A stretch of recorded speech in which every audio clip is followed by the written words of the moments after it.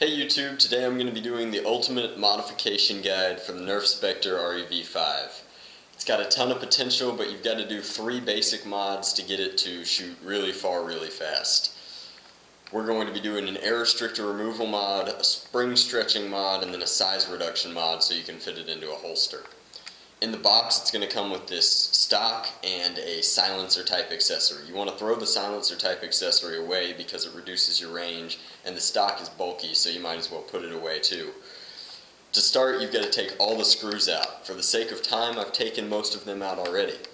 There's going to be 2 tiny screws this size, one of which goes up at the top here, and the other one goes down here in front of the trigger.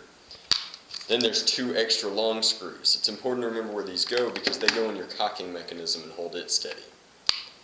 The rest of the screws are all average sized and you don't have to worry about them. Then there's 2 more thick screws hidden over here in this gray back piece at diagonals. After you've removed all the screws with a Phillips head screwdriver, you're going to start breaking it down. To start, this slides right off. The cocking mechanism comes in half. When you're taking the cocking mechanism off, you want to be sure to save this metal piece because you need it to reset the spring.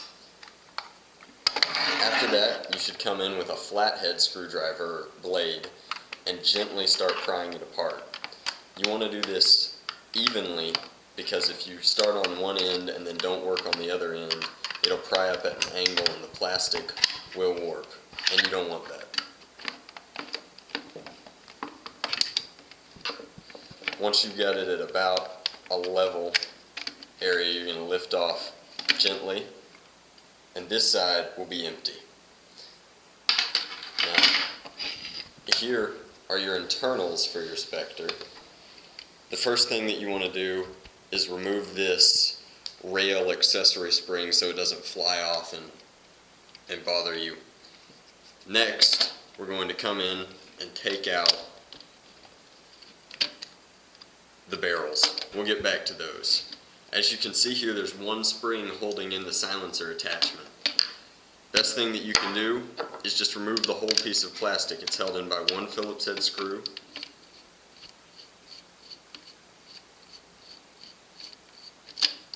And now you have a spare screw and that's gone. It's going to make it a lot easier to holster it. The second modification we're going to do is a spring stretching. When you're stretching it, you really only want to give it an extra centimeter or 2.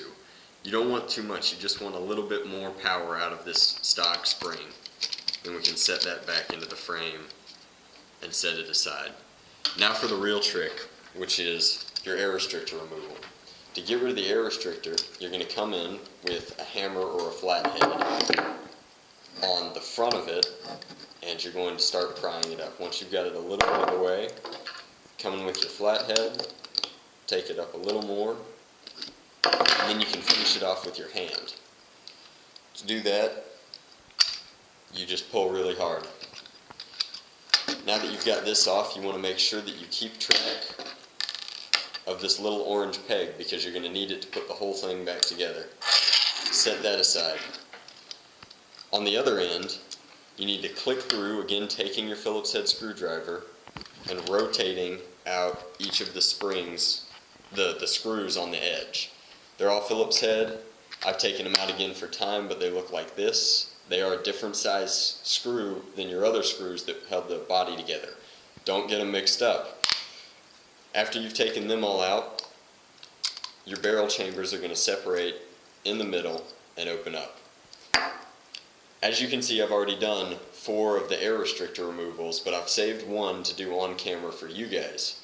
To get it out, you come in with a pair of pliers or your hands and just wiggle it out.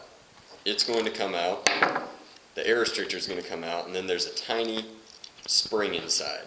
Throw the spring away, throw the air restrictors away, come into here.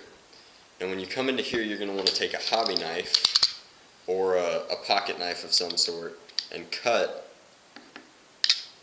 2 of these 3 plastic things holding it in out.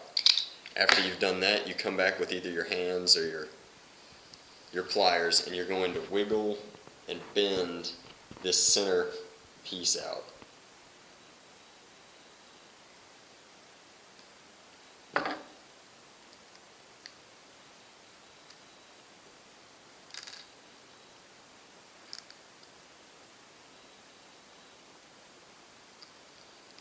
The objective here is to get it completely clear so that you have more airflow.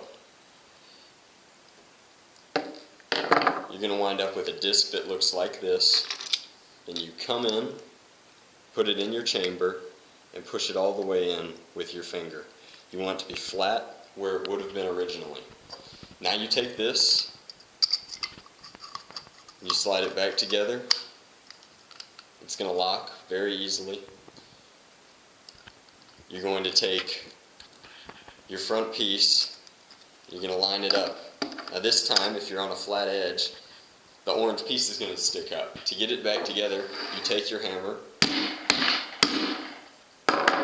and you pop it back into place. Now your barrel's air restricted and ready to go. You're going to put your screws back in. You're going to gently place it back where it goes. It's really obvious because it only has 2 prongs that'll slide together. And it's going to lock back into the chamber. Your airflow is going to be right there. Then you take your other half, you snap it back together, you place this back piece on. It looks like a smiley face when you do it correctly because it's going to go up like that. You line up the metal rod with the spring inside and slide your cocking mechanism into place. Then you line it up again and it's good to go. I'm going to do a range test and the link will be right there or right there. I'm not sure which way it goes. And thanks for watching.